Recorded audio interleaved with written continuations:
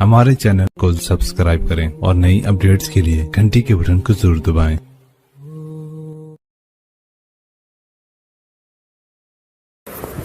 बिस्मिल्लाहिर्रहमानिर्रहीम, अस्सलामु अलैकुम वरहमतुल्लाहि वबरकातुहू। नाज़रीन इकराम, आप देख रहे हैं ज़मज़म ग्राफी। गुजरात फाइल्स पसे पर्दा हक़ाइक़ का इंकिशाफ, इसका सिलसिला जारी है। 5 बाब मुकम्मल हो चुके हैं और आज हम सुनने जा रहे हैं 6ठा बाब। आइए शुरू करते हैं।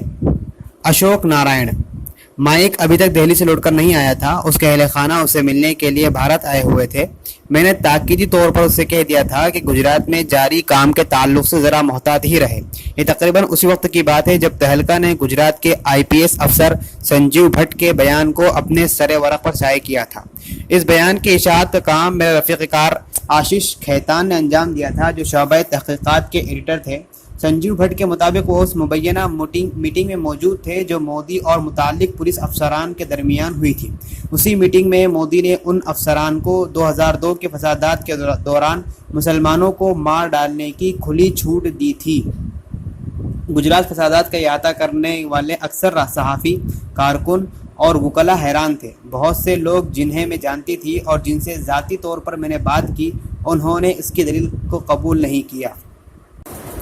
उनका मानना था कि कोई भी वज़ीर आला दर्जनों आला अफसरान और नौकरशाहों के दरमियान इस तरह का हुक्म देकर अपनी सियासी ज़िंदगी को ख़तरे में नहीं डालेगा। इसके अलावा भी बहुत से सवालात थे, जैसे कि संजीव भट्ट ने इतने दिनों के बाद बयान क्यों दिया। गुजरात में रिपोर्टिंग करते हुए मुझे एक अरसा हो चुका था, लेकिन संजीव भट्ट नामी किसी शख्स से ना तो मेरा साबका पड़ा और न ही उसके ज़रिए कोई मालूमात हासिल हुई। शोमा ने मुझसे फ़ोन पर पूछा कि क्या ये मुमकिन है कि कुछ अफसरान से राबता करके संजीव भट्ट के बारे में कुछ बुलवाया जाए। उसके बारे में सवाल पूछने के तई में थोड़ा मोहतात थी, क्योंकि ये इतनी ख़ास नौइयत की बात थी कि इससे शक पैदा हो सकता था। मुझे याद है कि मैंने शोमा से कहा था कि मैं बहुत से तकनीकी असबाब की बिना पर मुझे संजीव भट्ट के बयान पर एतमाद नहीं हो पा रहा है। अलबत्ता मैंने उससे वादा कर लिया कि वाकई उसके बयान में अगर ज़र्रा बराबर सच्चाई हुई तो मैं उसे ढूंढ निकालूंगी। गुजरात फसादात के दौरान जो हम अहम तरीन फैसला साज लोग थे, उनसे मिलना चाहती थी। ऐसे 4 लोग थे जिन्होंने गुजरात फसादात के दौरान कलीदी किरदार निभाया था, यानी उनका कैरेक्टर एकदम बुनियादी था। दाखिला secretary Ashok Narayan, director general of police Chakravarti, police commissioner PC Pande और स्वर्ण कांत वर्मा, जो 2002 में फसादात के दौरान वजीर आला का अहम मुशीर था, यानी एडवाइजर था। अशोक नारायण से मिलना जुलना शुरू ही कर चुकी थी।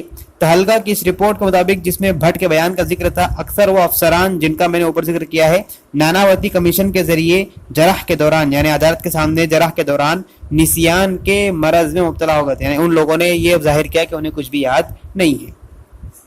1988 खेप के गुजरात कैडर के IPS अफसर संजीव भट्ट के बयान के मुताबिक वो उस मीटिंग में मौजूद था जिसको उस वक्त के गुजरात के वजीर आला नरेंद्र मोदी ने मुनाकिद किया था, और उसने आला पुलिस अफसरान से कहा था कि अक़लियती तबके के खिलाफ हिंदुओं को अपना गुस्सा निकालने का मौका दिया जाए। उस वक्त के वजीर आला, गुजरात के वजीर आला नरेंद्र मोदी ने मुनाकिद मीटिंग की थी। उसमें आला पुलिस अफसरान से कहा था कि अक़लियती तबके के खिलाफ, यानी जो लोग माइनॉरिटी में है, उनके खिलाफ हिंदुओं को अपना गुस्सा निकालने का मौका दिया जाए। ताहम अक्टूबर 2014 में सुप्रीम कोर्ट ने संजीव भट्ट की अपील को रद्द करते हुए कहा था कि सियासी सरगर्मियों के जरिए अदालत को मुतासिर करने की ये एक कोशिश है। अदालत ने कहा था कि 9 साल बाद जब उसने इस तरह के सनसनीखेज इंकिशाफात किए, तो फिर ईमेलों से पर्दा उठाने में अब तक उसे कौन सी चीज़ रोक रही थी। इस मामले में खामोशी एक नाकाबिल तौज़ीह तर्ज अमल है, यानी ये खामोशी ऐसी कोई वजह नहीं हो सकती। जस्टिस नानावती कमीशन के सामने भी अपने बयान में ईमेल से कुछ कहने में वो नाकाम रहा था। जब इस सिलसिले के ईमेलों को इरसाल करके उसने कहा था कि हरीफ सियासी पार्टी ने पूरे तौर पर उसकी सलाहियत का इस्तेमाल नहीं किया, तो आखिर कमीशन के सामने ईमेलों के बारे में बयान देने से कौन सी चीज़ उसे रोक रही थी। ये भी एक नाकाबिल फहम बात है। इजमाली तौर पर अपील कुनिंदा का तर्ज अमल मशकूक है, यानी जिसने अपील दायर की है उसका तर्ज अमल ही शक के दायरे में आता है। अगस्त 2015 में मोदी हुकूमत के दौरान वजारत दाखिला ने इंडियन पुलिस सर्विस से संजीव भट्ट की खिदमत को खत्म कर दिया। उसके रफ़ाक़ाए कार का एतराफ़ है कि संजीव भट्ट हमेशा ایک متنازع شخص رہا ہے، یعنی کبھی ادھر کی بات کبھی ادھر کی بات کرتا ہے، جس کے دعووں میں بہت تضاد ہوتا ہے۔ اس صورتحال کے پیش نظر اشوک نارائن سے ملنا زیادہ مناسب تھا تاکہ 2002 کے دیگر پہیلیوں کو سلجھانے کے ساتھ ساتھ اس سوال کا جواب بھی معلوم ہو سکے۔ اشوک نارائن سے میری ملاقات ہوئی ان دنوں وہ اپنی بیوی کے ساتھ گاندھی نگر میں واقع ایک قدیم بنگلے میں رہتا تھا۔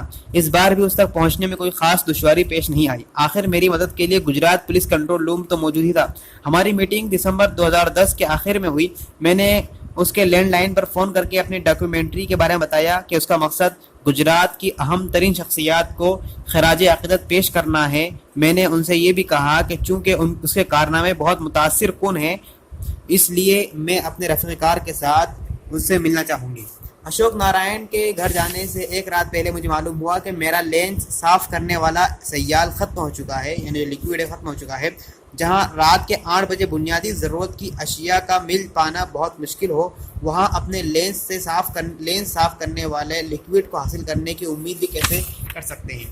میرا لینس صاف کرنے کا متبادل، یعنی اس کی جگہ کوئی اور طریقہ ہو، ٹوٹکا ہو، حل آن لائن تلاش کرنا شروع کر دیا تو ایک ویب سائٹ پر سلسلے وار بحث میں بتایا گیا تھا کہ لینس کو نمکین پانی میں ڈبونے سے اس کی صفائی ممکن ہوتی ہے۔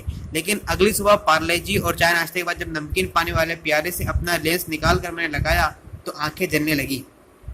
تب مجھے محسوس ہوا کہ میں نے صورتحال کو بد سے بدتر بنا لیا ہے۔ کالو بھائی سے میں نے برف کے ٹکڑے منگوائے اور پھر جلدی اور سرخ آنکھوں کے ساتھ ایک ٹیکسی کرائے پر لی اور ٹیکسی ڈرائیور کو نارائن کا گھر کا پتہ دیا۔ راستے میں اجے کا پیغام آیا کہ وہ گاندھی نگر میں موجود ہے اور جاننا چاہتا ہے کہ میں کہاں ہوں۔ نارائن کی بیوی نے اپنے گھر پر میرا استقبال کیا۔ وہ ایک پرکشش شخصیت کی مالک تھی۔ اس کے شدید اصرار پر مجھے پیش کردہ نمکین کو ختم کرنا پڑا جسے وہ 1-2 روز قبل ہی معروف و مشہور دکان سے خرید کر لائی تھی۔ مجھے بتایا گیا کہ 70 سالہ معمر شخص مسٹر نارائن تیار ہو رہے ہیں۔ چائے کی چسکیوں کے بیچ میری خانگی زندگی پر بحث چلی، یعنی گھریلو زندگی پر بحث چلی۔ کانپور میں آبائی گھر کے بارے میں بات چیت ہوئی، ساتھ ہی میری شادی کے رشتے پر بھی ذکر چھڑ گیا۔ وہ ایک سیدھی سادی متوسط یعنی مڈل طبقے کی تعلیم یافتہ خاتون تھی جو گھریلو زندگی سے خوش تھی، جبکہ ان کی بیٹیاں بیرون ملک یعنی انڈیا سے باہر زندگی گزار رہی تھیں۔ انہوں نے اپنی دونوں بیٹیوں کی تصویریں مجھے دکھائیں اور اگلی ملاقات کے لیے شادی کا البم بھی دکھانے کی پیشکش کی۔